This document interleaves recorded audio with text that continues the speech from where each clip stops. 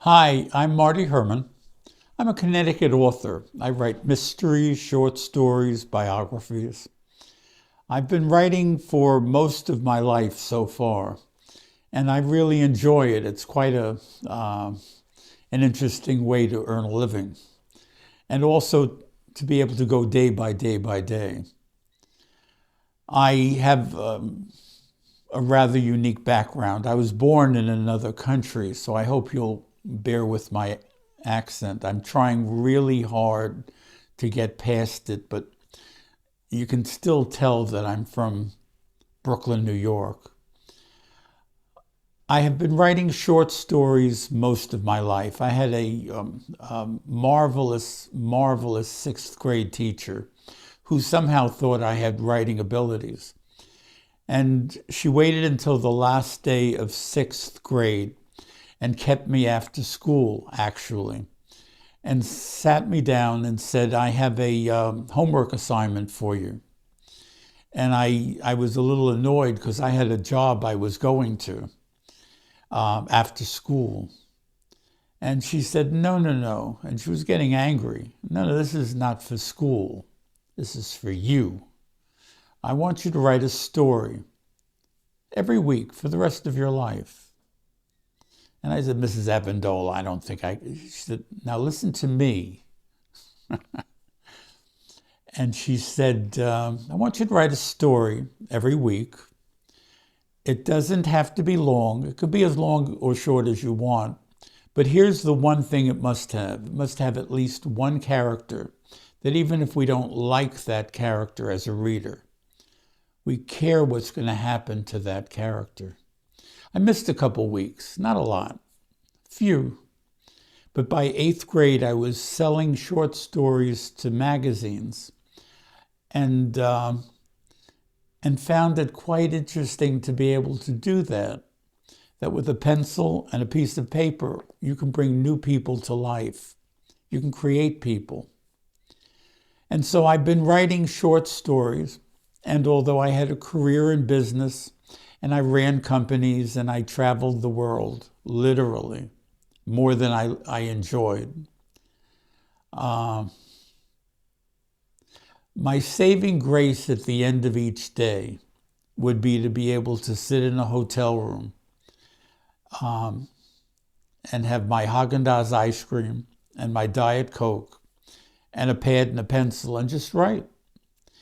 And I had a habit of taking whatever I wrote on my business trips home, and I had this huge box, an old refrigerator carton that sat in my basement, and I would take my writings at the end of each trip and just throw it into the box. When the box was full, I would dump it out into the garbage and start all over again, because I was writing for me. I don't think I ever told anyone that this is what I was doing. Even my family did not know this is what I was doing. But when I needed money, I would always take one of those stories, send it to 2 or 3 publishers, a magazine here, a group of short story editors there, and somehow one of them would always send me a check. And it looked so easy that I never even gave it second thought, but I was interested and I was interesting and I was doing it and loving it. When I turned 74, 75, my writings had grown from short stories to small novels, 40, 50,000 word manuscripts. And I never kept any of them. They all wound up in the refrigerator box. But there was one that intrigued me.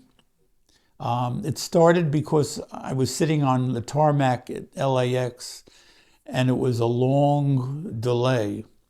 And finally, out of boredom, I just pulled out the USA Today that was at my hotel room door that morning. And there was this little small-spaced news item about the FBI doing a scam about elected officials who were on the take. And one of them was my senator, United States Senator, Senator Harrison from New Jersey.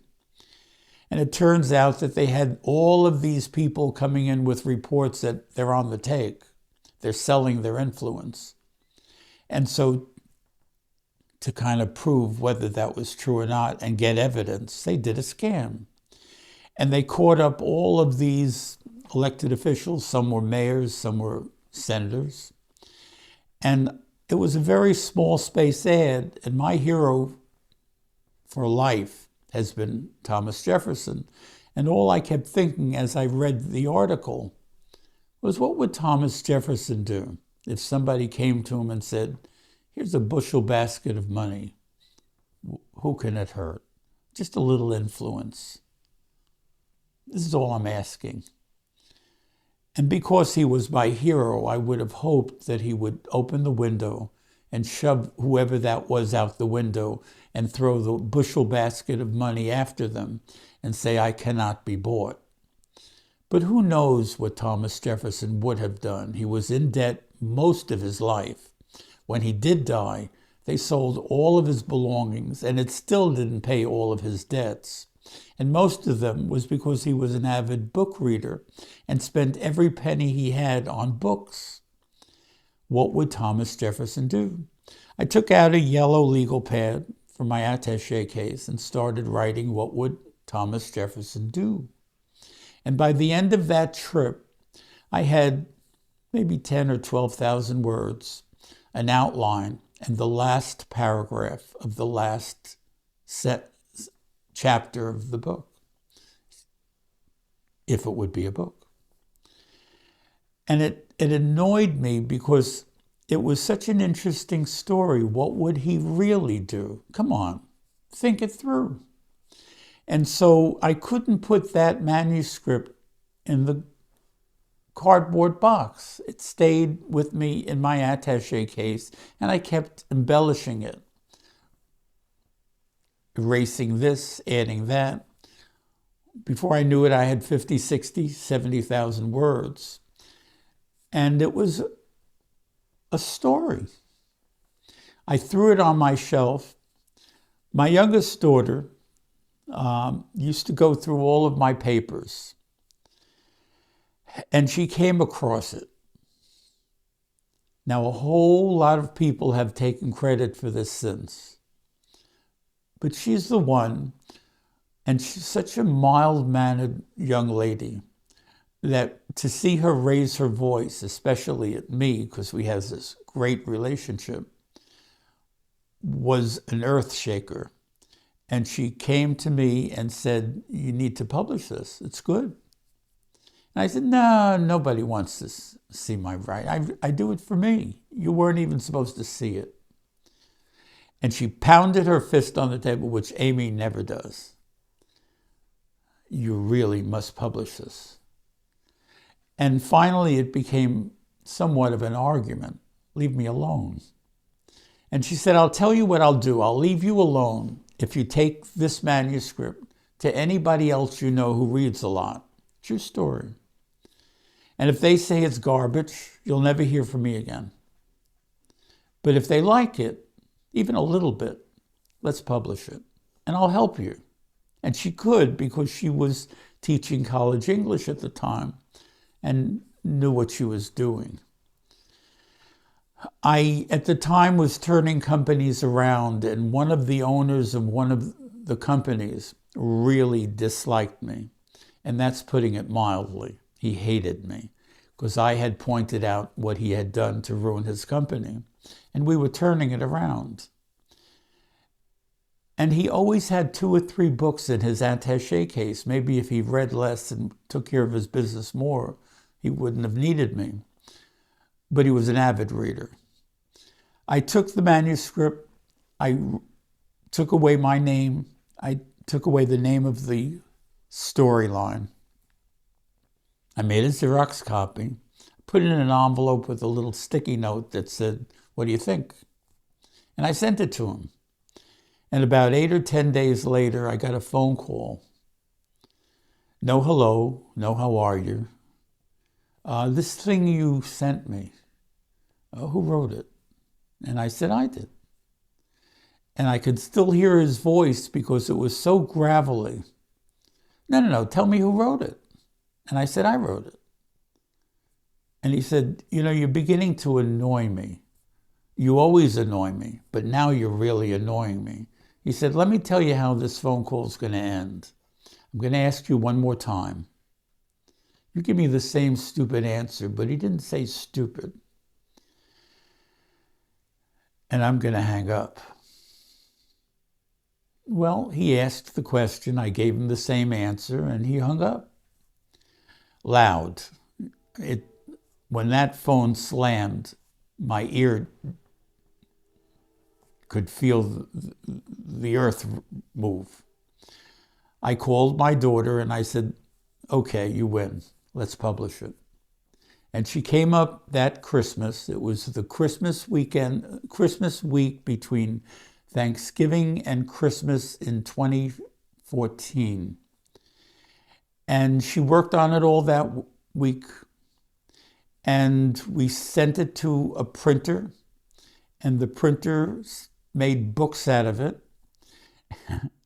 And February 15th, the lovely Laura and I opened a case of books, and for the very first time, I started reading it as though I had never seen it before.